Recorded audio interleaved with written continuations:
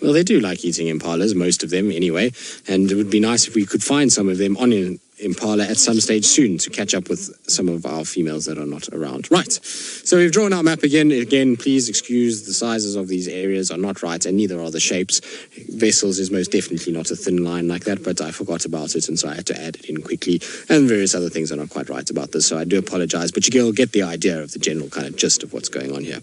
Right, so you might have noticed though on my new map that I've drawn, I've even been fancy and I've added little water points, because water holes are important to our females' territories, and also for you guys just to get a reference of where some of these places are, because I know a lot of the time we talk about Smamili Dam or something like that, and it's difficult for you to conceptualize exactly where that is. So it's just I'm going to show you roughly the dams around us so that you can get an idea of where these things are when we talk about them. Anyway, let's start off with, well, the most sort of central leopard to Djuma at the moment, which is obviously Tandi and her cub, and they are the ones that have been around Djuma the most. What I'm going to start with is, this is Gari Dam over here.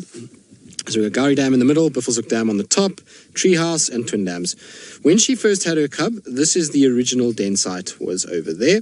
She then subsequently went down a little bit this way to Nyala Road South, and then she shifted right into the middle, which is where she had it for a long time on the Mulawati area, and then around Philemon's Dip area, and then she kind of pushed up and moved. What we know from Tandi so far is this is kind of roughly the area she's been spending a lot of time kind of moving around in and kind of hanging about in. So this has been her sort of movement over the last little bit.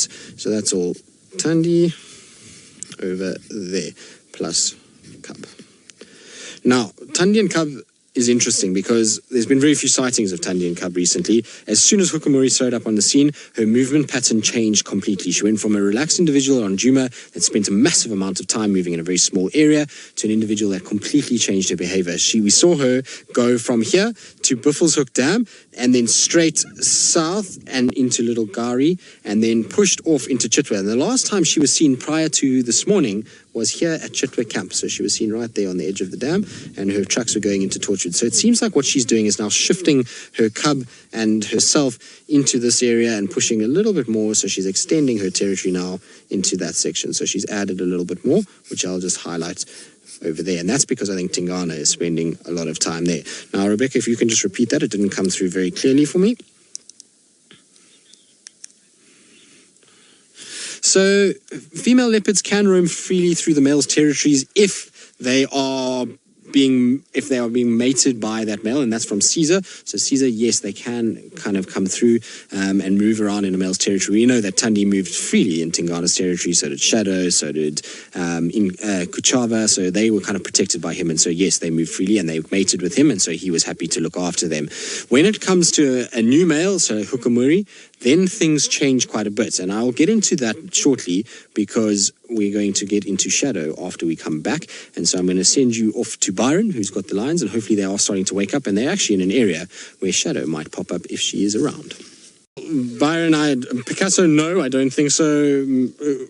This is more like kindergarten drawing. In fact, I think I'm joining the realms of James in some of the shapes that I've done here. And you can see a lot has happened since you were last year. And the reason why is because we're running out of light. And so I just thought I'd populate a lot of it, and then I'll explain what I've written and add the names as we go. So, without further ado, let's get through all of this. Now, Shadow and Not Barbara is who I said we will discuss next and why they are interesting. This outer section here that's got the red lines all the way through it, this is where Shadow and Barbara used to hang around last year. This was their territory, roughly what I drew last year. And you can see that their entire movement has come this way. So they have shifted east with the disappearance of Karula, and they have come into this section. Now, you might think that Shadow's section is very large in comparison to Tandi's. Again, this is not in scale. Hoffman should be like this, and so the sections are actually very similar. So Tandi and Shadow, all of these leopards have very similar size to Tandi and Cub. That's about the right scale. The rest of this is completely out of scale. So please don't quote me. If somebody can send me a higher resolution version of a map of this sector, I will do this digitally, and I'll maybe see if we can do a blog post or something, and you guys can get the maps with a much better, proper digital version of it. But anyway, let's get through it. So Shadow and Not Barbara, they've pushed further east with the arrival or the disappearance of Karula. With the arrival of Hukumuri, they have completely vanished. We don't know where they are at the moment. Nobody has seen these guys for over 3 weeks. All right. These two were last seen somewhere down in the bottom of Little Gari in the Mulawati drainage line, and then apparently seen on Hofmann's a little bit after that. But nobody can confirm this Hofmann sighting or this Little Gari sighting with pictures. So I'm skeptical at both of these, and the reason why I'm skeptical is because both of them were apparently just shadow, and so it was a situation where shadow was just moving around and kind of doing her own thing. So I don't know if it would be just shadow. What worries me about this situation the most is that the last time I had tracks for these two, or what I think was tracks for these two, was in this spot right here. The next morning, I found Hukumuri in that exact same spot, to Treehouse Dam. So he moved up like this, and at Treehouse Dam was where we found him, and he was kind of salivating and not looking as though he was tolerating anything. And I wonder if he maybe didn't bump into these two on a kill here somewhere, and maybe something has happened to Not Barbara. I don't know.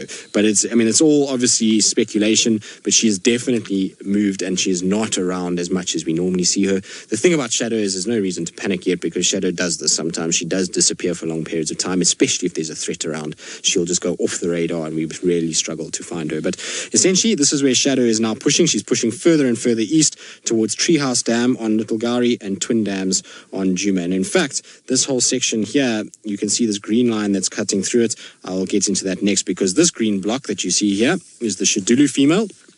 So Shulu has also made a serious move with Hukumuri. As Hukumuri's territory has extended more towards the east, and he's coming to Djuma, so you can see the lines for her. She's all heading up and sort of northeast into Djuma and away from the bottom where she started. When she was born, this is where she was born down here.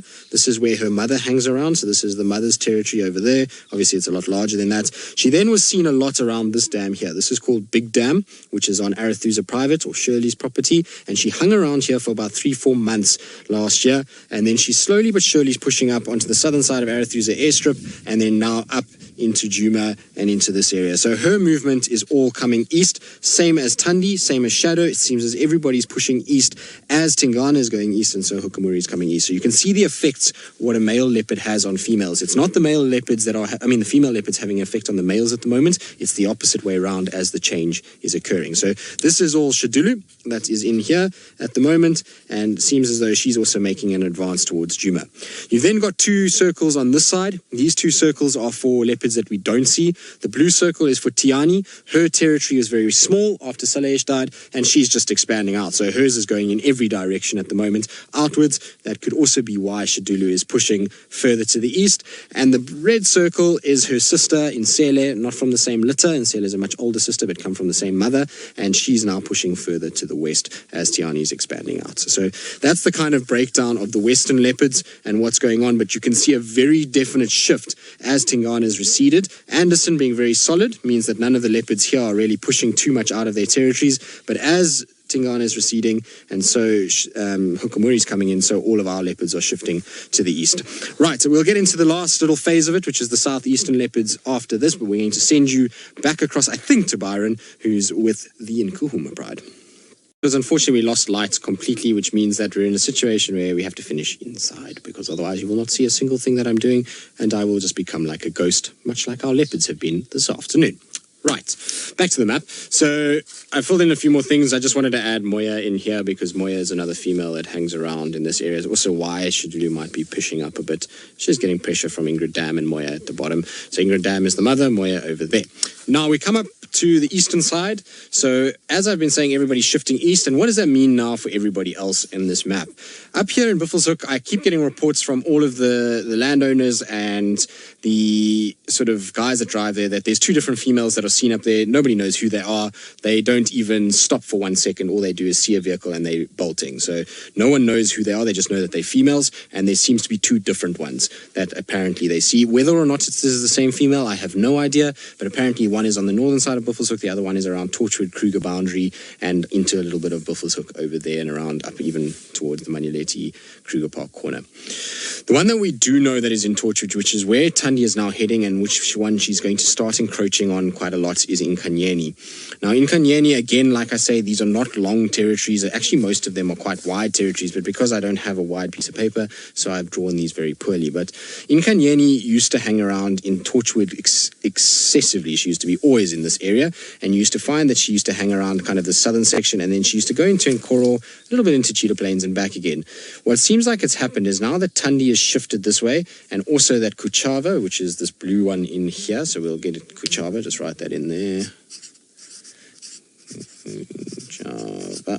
Right, now that Kuchava's in there, it means that Nkanyeni's pushed a little bit further east, and she's currently got a cub. So she is not on her own. Nkanyeni is with a cub, and they are currently sitting around here. There's a drainage line that runs here called the Rupapi, and they're in the Rupapi drainage line and kind of pushing more into Kruger and back a little bit into Cheetah Plains as well. But this is where Nkanyeni is, and I know a lot of you know her, so that's quite nice that you can get an update on her, and she has one cub, which is quite nice. Right, so Rebecca, you love Nkanyeni the most? Excellent, I'm so glad. I'm sorry that my favorite leopard, Tandi, is pushing your favorite leopard away. That's the way it goes. We'll talk about it later, exactly. So Nkanyeni there, hanging out, going into Nkoro, Cheetah Plains, and a little bit into Mala Mala, which is very typical for Nkanyeni. That's kind of the way that she moves around. Kuchava has now inserted herself in here. She apparently has cubs in there, which is a drainage line over this side somewhere. How many cubs is unknown, so we don't know how many cubs at the moment, but apparently somewhere in that there's a Nets waterhole right here, and she's just off the waterhole in a drainage line section. She comes up to Chitwa Dam, a little bit into this area if she's mating with Tingana, but obviously hasn't done that for a while, and then she goes back and into the sort of Chitwa Nets cut line, that area over there, and hangs around. Now, the interesting one who has basically kind of sort of been a surprise in all of these female territories is this circle over here, which is a female called Sibui. So I'll try and write it. I'm sorry, it's upside down. Sibui plus 2 cubs, brand new ones. So they are also denning in this area over here. So somewhere there is where they're denning. Now, Sibui moves around in this section, and she's a new addition to this whole system, and I wonder if she's going to push Kuchava up. And that's why I worry about Shadow, is because there's all these leopards going on, but Shadow is not making an appearance, and Sibui is pushing further north. Kuchava seems to be coming further west, and that means that Shadow is not marking territory as much as she should be, which is very interesting. Right, that basically concludes the female leopards. I mean, there's a lot to talk about on here, and there's a lot more we could get into, but like I say, we are running out of time a bit, so I will address more questions about it at any stage. If anybody wants to ask them, they're more than welcome to. But while we kind of contemplate the females and their movement around town, let's send you back across to Byron, who I believe is staring at the moon, I think.